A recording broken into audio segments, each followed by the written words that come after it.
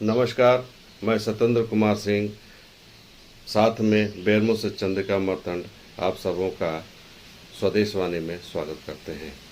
हम लोग बात कर रहे थे बेरमो कोयलांचल में CCL के अधीन संचालित बोकारो करगिल प्रक्षेत्र की।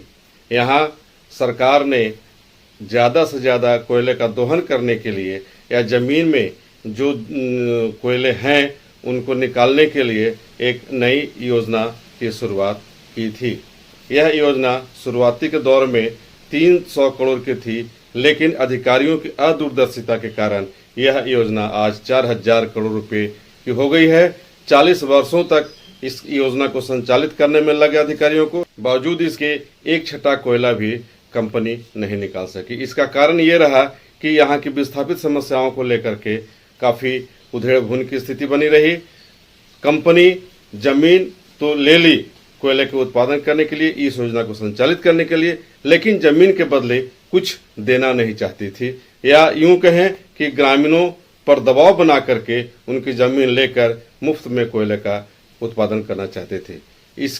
इसी क्रम में हम अगर बात करें धोरी बस्ती की, इस धोरी बस्ती में एक साथ सरकार द्वारा नोटिफिकेशन जारी करने के बाद भी यहाँ की जमीनें तो ले ली गई, लेकिन इन जमीनों का उपयोग ना तो कंपनी ने किया और न ही संबंधित प्रभावित ग्रामीणों को उसका मुआवजा दिया गया। नतीजतन इन लोगों ने विरोध करना शुरू किया और स्थिति आज ये बन गई है कि यहाँ के ग्रामीण ना तो उस जमीन को खरीद सकते और न ही उस जमीन को किसी को बेच सकते हैं, और न ही कंपनी ने इसका कोई उपयोग किया। इसी संदर्भ में हम विस्थापित नेता काशीनाथ केवट जी से बात करेंगे और उन्होंने बताया कि किन किन स्थितियों में और क्यों और क्या समस्या ग्रामीणों को झेलनी पड़ रही है। DRDA परियोजना में धोरी बस्ती को भी शामिल किया गया, लेकिन अभी तक इस गांव को इससे वंचित क्यों रखा गया?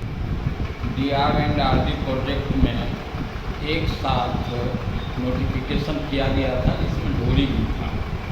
ढोरी के साथ सवाल ऐसा हुआ कि उस समय वार्ता के दौरान ढोरी में भी सार्वजनिक तौर पर विस्थापितों के बीच परियोजना पदाधिकारी ईश्वर चंद्र ने यह घोषणा किया था कि अभी ढोरी के लिए 500 नौकरी हम दे सकते हैं, देंगे, लेकिन लोग इसको बहुत हल्के ढंग से लिए, नहीं समझ पाए और फिर उस समय पुस्तक का समझौता नहीं हो पाया वहाँ पर। बाद के दिनों में ऐसा हुआ कि कुछ मीटिंग वगैरह हुई, कुछ कोर्ट वगैरह का मामला आया, लोग कोर्ट में भी गए। एक समय तो ऐसा आया, एक इंटरिम आदेश आया था जस्टिस PN भगवती साहब का। उस समय बहुत ही अच्छा रेतों के हित में वह इंटरिम फैसला था, लेकिन प्रबंधन उसको नहीं मानी और नहीं मानने के बाद उन्होंने ऐसा किया कि फिर उन्होंने कोर्ट का दरवाज़ा खटखटाया और कुल मिलाकर इस प्रकार खटाई में पड़ गया। और अब तो प्रबंधन का ऐसा मानना है कि ढोरी को हम जो है बाईपास करेंगे। ढोरी को बाईपास करके, क्योंकि ढोरी गाँव में अभी हमको ज़रूरत नहीं है।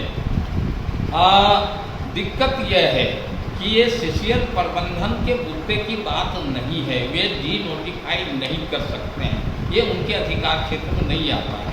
CCL प्रबंधन के लोग बोल तो देते हैं, लेकिन उनको अंततः ढोरी क्षेत्र में जो नोटिफाइड एरिया है उसके लिए भी समझौता करना होगा और नौकरी मुआवजा देना होगा। अगर नहीं लिया तो आज तक वहाँ का ज़मीन का खरीद फरोख्त पर रोक लगा दिया गया, इससे कितना प्रभावित हुआ? इससे नौकरी नहीं, मुआवजा नहीं दिया तो भी वहाँ के ज़मीन को बेच नहीं सकता है लोग। एक सवाल तो पूरे DRD प्रोजेक्ट में है कि इन्होंने नोटिफिकेशन कर दिया है और ये कोई काम कर नहीं रहे हैं। 40 साल हो गए और इस 40 साल के दौरान जिनको नौकरी मिल गई उनके लिए तो चलिए एक स्तर की बात है, जिनको पेमेंट भी मिला, लेकिन ज़्यादातर लोगों को ना नौकरी मिली ना पेमेंट मिला। और ख़ास तौर पर ढोरी तो बिल्कुल अछूता है, नोटिफिकेशन करके छोड़ दिया गया। वहाँ के लोगों के सामने एक समस्या बहुत जटिल रूप से उभर कर आई कि वे ज़मीन को खरीद बिक्री नहीं कर सकते हैं, और नियम के अनुसार तो उस ज़मीन का चूँकि नोटिफिकेशन है वे अपने मसरफ में नहीं ला सकते हैं। तो कम से कम यह है कि ज़मीन की खरीद बिक्री नहीं कर सकते हैं, क्योंकि अपना मौका को संभालने के लिए ज़रूरत के हिसाब से किसान लोग अपनी ज़मीन को बेचते थे, वे काम नहीं कर सकते हैं, जिससे एक बड़ी समस्या उत्पन्न हो गई है। इसलिए प्रबंधन को चाहिए कि प्रबंधन या तो डीनोटिफाई करे या फिर उस ज़मीन पर समझौता करे और किसानों को, विस्थापितों को न्याय दे। अगर आप हमारा चैनल देख रहे हैं तो प्लीज इस चैनल को लाइक, शेयर और सब्सक्राइब जरूर करें, ताकि हम आपको देश विदेश तक की खबरों से अपडेट रख सकें। स्वदेश वाणी।